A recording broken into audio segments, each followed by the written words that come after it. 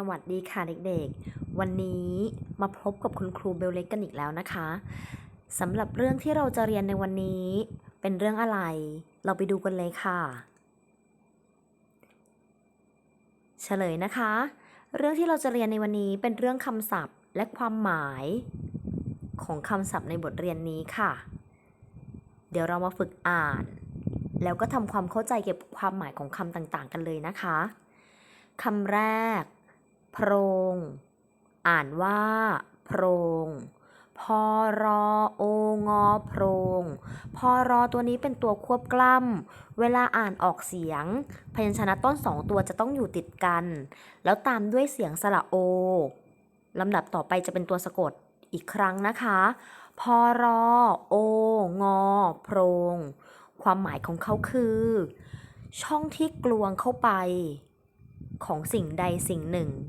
อย่างเช่นโพรงจมูกโพรงไม้เป็นต้นคำที่สองพายุอ่านว่าพออาพายออุยุพายุ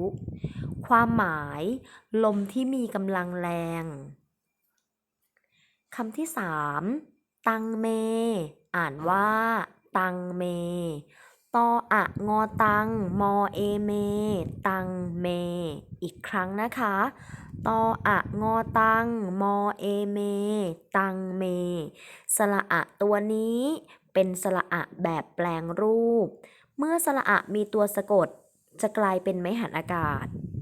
ความหมายของคำว่าตังเมก็คือน้ำตาลหรือน้ำอ้อยที่เคี่ยวจนเหนียวหรือเรียกอีกอย่างหนึ่งว่าแตงเมก็ได้ค่ะคำที่สี่เผลอเผลออ่านว่าพอลอเผลออีกครั้งนะคะพอลอเผลอพอลอตัวนี้เป็นตัวควบกล้ำพอลอเวลาอ่านออกเสียงต้องอยู่ติดกันออกเสียงพร้อมกัน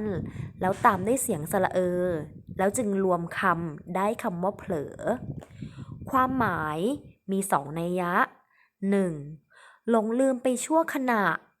2. เลินเล่อขาดความระมัดระวังคำที่5อธิบายอธิบายอ่านว่าออะทออิทิบออายอบายอีกครั้งนะคะออะทออิทิบออายอบายความหมาย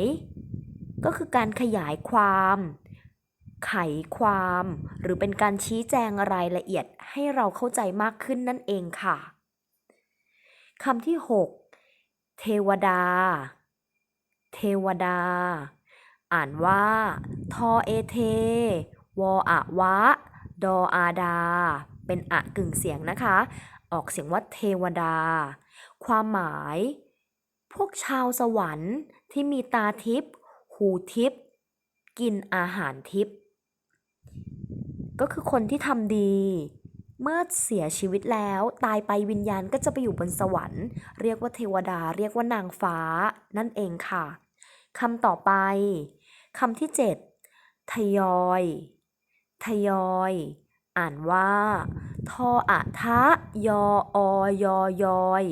อีกครั้งนะคะทออะทะยออยอยอยทะยอยความหมายติดกันไปไม่ทิ้งช่วงตัวอย่างเช่นให้ทยอยเข้าไปประชุมเข้าไปในห้องประชุมคือเข้าไปเรื่อยๆโดยไม่ทิ้งช่วงนั่นเอง 2. อาการที่ทำทีละน้อย